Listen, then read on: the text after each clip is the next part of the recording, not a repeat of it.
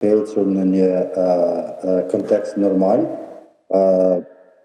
Mund të them që paksa edhe të shpejtuar për shkak se jemi në një situatë ku sa më shpejt që përfundon procesi i rinumërimit dhe procesi tjetër i trajtimit të ankesave, presim edhe certifikimin e zgjedhjeve.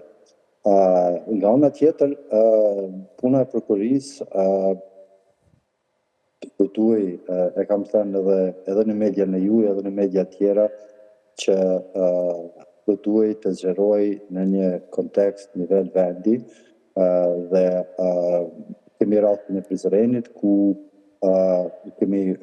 këshilltarë realisht zyrtarë të KQZ-s, komisioner, ndaj të cilëve ka filluar hetimet dhe ndaj të cilëve natyrisht pritet dhe ngritja e akuzës për manipulim të votave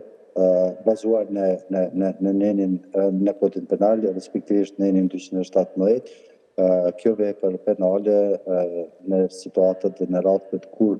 zyrtarët, në këtë rast komisionerët, për shkak se komisionerët janë autoritet i autorizuar nga KQZ-ja për të mbarvajtur dhe për të organizuar në nivele lokale, në nivelin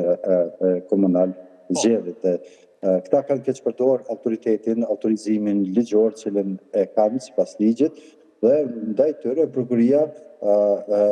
do duhet që të shqiptojë masa ndëshkuese ashtu pikërisht siç e parashef ligji, dënimin me burgim deri në 5 vite dhe do duhet të krijojë një praktikë që abuzuesi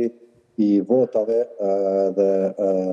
do duhet të ndëshkuaj me dënimin maksimal në mënyrë që t'jepet mesazh që të ardhmen jo vetëm